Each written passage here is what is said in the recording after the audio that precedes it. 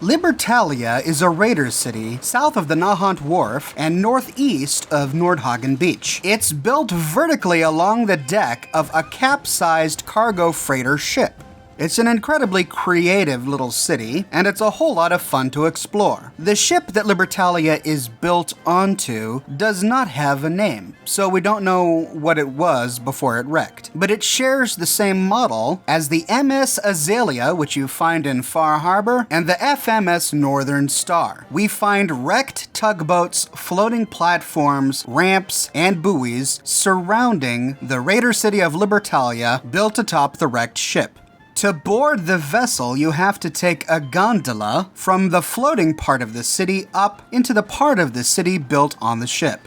The name Libertalia comes from a probably fictional pirate city called Libertalia. We only learn about this fictional pirate city from the 1724 book, A General History of the Robberies and Murders of the Most Notorious Pirates, by Captain Charles Johnson. One of the reasons people think that Libertalia was never a real city is because Captain Charles Johnson only published that one book, and nobody knows who he is. Additionally, the book comes with a lot of fanciful notions about pirates, and was written more to be salacious tabloid material of the day rather than an historical account. Indeed, the description of Libertalia in the book is pretty hard to believe. According to the story, Libertalia was founded by the real-world pirate Henry Avery, sometime in the 1690s. The real Captain Avery was a notorious pirate who was infamous for his brutal murders and for brutally raping women. The fictional Henry Avery founded Libertalia to be a Christian community of the free. They worshipped God, they freed the slaves, they fought the rich, and gave their wealth freely to the poor. They created their own farms and tried to live in peace. Sound familiar? Yeah, he was basically the Robin Hood of the 1690s. Anyway, it's interesting that this location takes its name from the fictional city of Libertalia, which was a pirate colony. Unlike the fake pirates of the fake Libertalia, the raiders of this real Libertalia in the fake game are hardly good Christian farmers. They are brutal. As we explore the flotilla, we find a platform littered with the corpses of traders and settlers. We even find at least one Minuteman in the corpse pile. Some of the bodies are on fire, some of the cages are submerged underwater, showing us that the raiders tortured and drowned their victims. The founding of Libertalia is really sad if you're a fan of the Minutemen, like I am. After the Minutemen were decimated at Quincy, the surviving Minutemen scattered across the Commonwealth. The last general of the Minutemen, General Joe Becker, died in combat, we don't know how, and one of his subordinates, named James Wire, became the leader of his squadron and took up residence at Libertalia. We learn all of this from James Wire's terminal at the very top of Libertalia. James Wire and his men were hungry, but they didn't want to abandon their Minutemen principles, and so they spent their time trading and working as mercenaries to guard caravans. The money, however, wasn't very good, and his men were still starving. Two of his men got two big scores, which provided the ragtag group of former Minutemen with a lot of good food. However, Wire later discovered, after some guards from Bunker Hill came for a visit, that these two men had stolen the food from a Bunker Hill caravan. Wire has the two men executed, which is something he was loath to do because they were some of his best soldiers, but he did it anyway to set them as an example. However, we learned that not even a month later, James Wire is regretting that decision. Working as mercenaries in the Commonwealth is not stable work. Time after time, the caravans they were guarding would cheat them out of their pay. James Wire had finally had enough. He and his men turn to the raider lifestyle and start to take what they want. We learn from his terminal that he extorts protection money from Bunker Hill, and we learn from Easy City Downs that he extorts protection money from the Triggermen operating their gambling and robot racing there.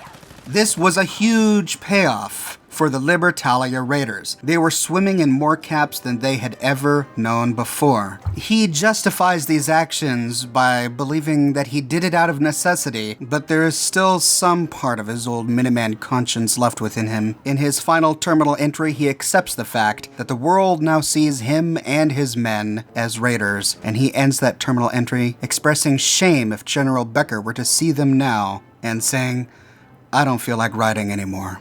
Now, I will be approaching the morality of the Minutemen and whether or not they're even a viable faction in a later video. But this story is one of those bookmark stories that kind of defines the alternative argument to the Minutemen lifestyle. That raiders are born out of necessity. That they are only doing what they need to do to survive. That we can't judge raiders by pre-war morals because we don't live in their world. We don't live in a post-apocalypse. We don't struggle with starvation every day, and they do. Even Wire himself embraces this mentality by saying General Becker would be sick if he saw us now, but he's dead, and we're alive.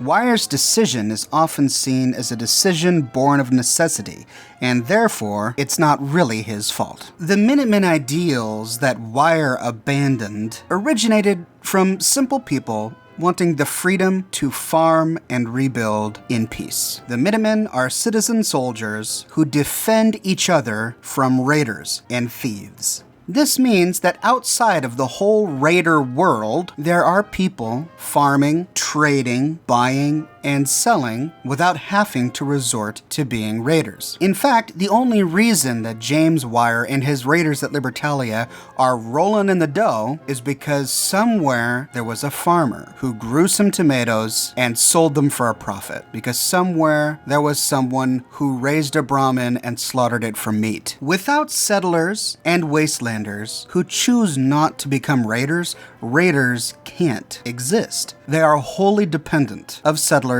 and tradesmen. Now, James Wire and his men could have chosen to become settlers. They could have worked at a farm. There are plenty of abandoned homesteads throughout the Commonwealth that the sole survivor finds and takes over. Murkwater Construction Site, Starlight Drive-In, Sunshine Trading Co-op. All of these places are uninhabited and are prime real estate for creating a new farm. So I don't buy the argument that James Wire and his raiders were forced to become raiders to survive. I don't think that they were forced to at all. I think that they chose to because they simply didn't want to do the alternative. They didn't want to become farmers. They didn't want to become settlers. They didn't want to invest the hard work and time necessary to build a town, to build a city, to build a community and a society for themselves. They just didn't want to do all of that hard work.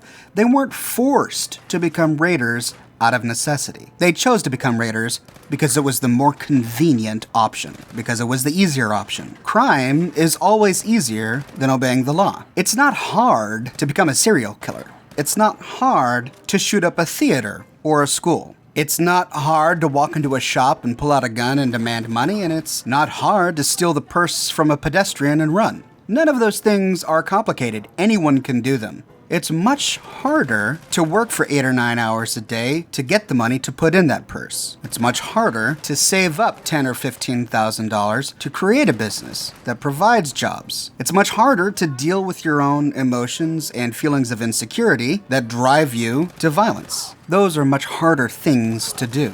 Raiders, therefore, are inherently lazy, and that's one of the reasons why I despise them so much. They're just lazy. They thrive on the hard work and sweat of others. They thrive on the prosperity of others. It's not smart. It doesn't take a sophisticated world philosophy. Smart people work hard, they're profitable, and they can protect what they've made. Non-smart people can't do that, and so they resort to violence and theft. It also can't be sustained. There comes a point where farmers can't farm for themselves and 30 raiders living at Libertalia. We actually learned this from the Associates note found at Easy City Downs. Wire at Libertalia raises the tribute, which is the protection money he's extorting from the triggermen at AZ City Downs, to 50%. This forces Easy Ernie to rig the books and to lie to Wire and his raiders to make it seem like they made less than they really did. Squeezing more money out of subjugated populations isn't clever and it's not smart. It's simply the beginning to more strife that eventually leads to open hostilities and warfare, as we found with the whole story of Red Tourette, Lily Tourette, and Tower Tom. You can only take what you want from unwilling people by force for so long. Eventually they are destroyed, leaving you with nothing, or they turn hostile to defend what they have. I'll finish these thoughts when I go into my Minutemen series of videos.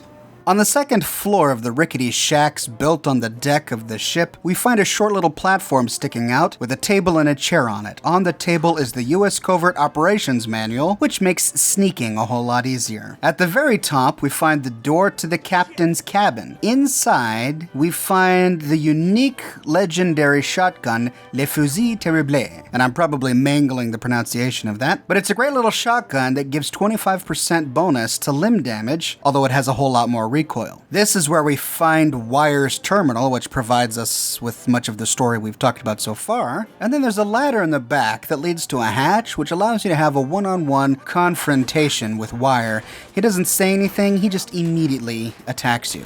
At the back of this platform is a terminal with a safe. The terminal doesn't have any text on it, it just gives you the ability to unlock the safe if you've spec'd into hacking. Now, interestingly, you only find Wire here at Libertalia if you come here before you start the quest called Synth Retention. That quest sends you to Libertalia with X688 to retrieve a rogue synth named Gabriel. The story goes that the railroad freed a synth named B592, who then elected for a voluntary memory wipe. A rogue synth has taken over the raider gang at Libertalia.